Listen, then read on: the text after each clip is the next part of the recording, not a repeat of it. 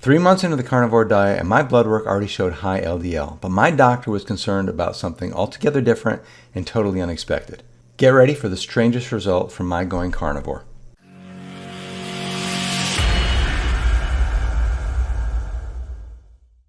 I've already shared my LDL results, and I've discussed some of the research that's been done with lean mass hyperresponders. So if you're interested, please check out that video. Now, like I said, my initial blood work for my annual physical was done about 3 months into my carnivore diet. And I thought the results were pretty unusual, and so did my doctor. So even though I'm putting this video out months after the fact, I still thought it was worth doing. And if you haven't subscribed to our channel, please click subscribe and hit the notification bell so that you can follow us on our carnivore journey.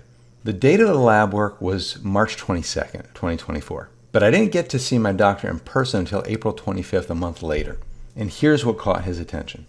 Looking at the CBC with differential, the complete blood count, differential meaning the lab counts each different type of white blood cell and those blood cells that are not yet fully developed, the mean corpuscular volume, mean corpuscular hemoglobin, and mean corpuscular hemoglobin concentration, which is the average concentration of hemoglobin in your red blood cells, were all low.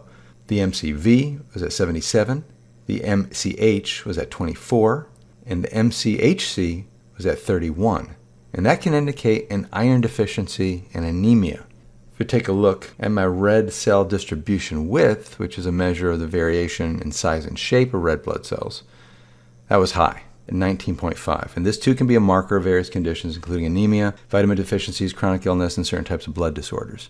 And if you look at the trend over the past years with any one of these, all of them show the same normal pattern until I went carnivore. Mean corpuscular volume drops off. Mean corpuscular hemoglobin drops off. Mean corpuscular hemoglobin concentration, normal, then it drops off. And red cell distribution width, normal, and then it shoots up. The question is why? I've been eating primarily a diet high in red meat, which is one of the best sources of bioavailable iron on the planet. So I figured my iron, if anything, would be high. And my doctor thought so as well. So he actually ordered some additional labs that day. These labs were designed to take a look at my iron and total iron binding capacity. And when you look at the results here, we see something very similar. The iron comes in low at 50. Total iron binding capacity was high at 456. And transferrin saturation was low at 11%. He also took a look at my ferritin levels, which were low at 11 nanograms per milliliter. So yeah, apparently I'm iron deficient. But the weird thing is I was feeling fine. I was still going to the gym regularly, training in jiu-jitsu, all the normal things that I usually do, and I didn't seem to have any symptoms of anemia. But the doctor prescribed an iron supplement, which I thought was the point. My diet already has an abundance, so it can't be a matter of how much is in my system. So I thought I'd get some input from a doctor who's an expert in carnivore, Dr. Anthony Chafee. And I am so appreciative of his weekly question and answer sessions for the YouTube community, where he always has great advice and encouragement. And I figured this is my opportunity to do my very first super chat. And it was really cool getting his feedback. Alan D. Donato, thank you for the super chat. Carnivore for 4 months and I just had lab work. Doctor said I'm iron deficient. He ordered new labs. New labs came back showing the same thing. He's prescribed iron. What might be happening?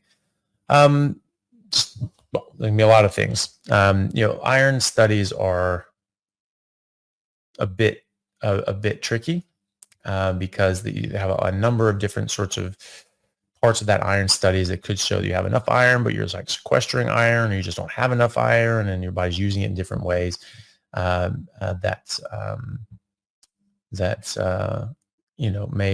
make it appear as if you have low iron or functionally have low iron, but there's some there and there's something else going on. But people are going to have absorption issues, certainly.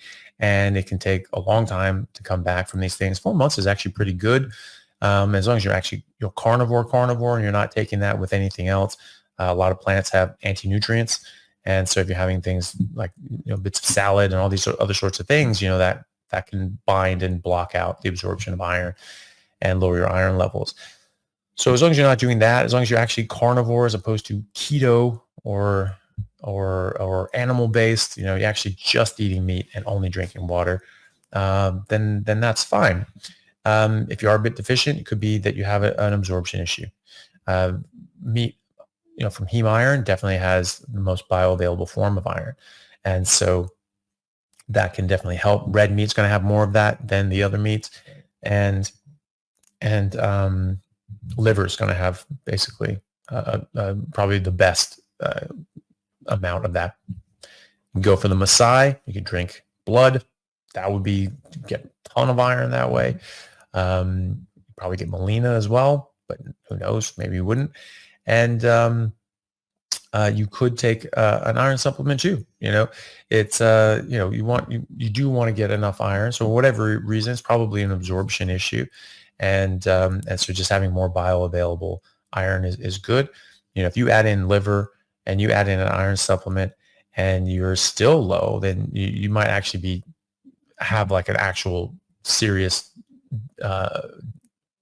disorder that you can't absorb iron properly, and you have a serious malabsorption issue, at which case you might need a transfusion. There are medical conditions that happen even to carnivores.